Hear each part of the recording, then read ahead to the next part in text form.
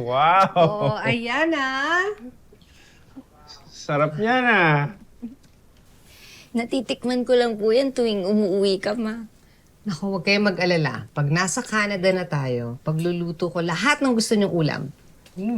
Oh, ayan, kain na tayo. Sige, salamat. Oh, Jenny, saan ka galing? Bumili lang po ako ng ulam. Kuya Tonyo, gusto mo ng lechon manok? Tara, kain tayo. Ano ka ba? Nag-abala ka pa? Pinagluto ko na ng paboritong ulam ang asawa kong si Tonyo. Teka lang, kumain ka. Gusto mo ba? Sawa ko talaga, napakagaling mag-alaga eh. Ay, Ito yung naku. namimiss ko eh.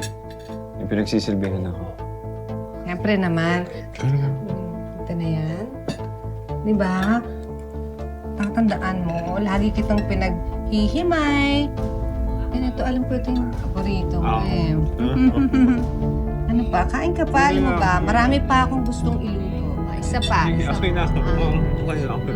Diba, masarap? Okay, last na lang. Kailangan kainin mo na ito. Ikaw din, Crystal, ha? Kumain ka na.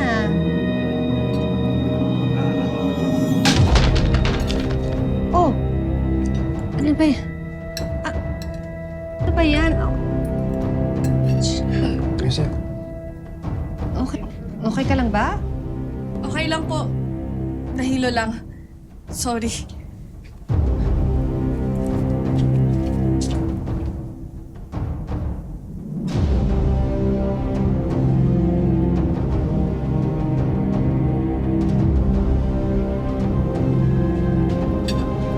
Isa pa.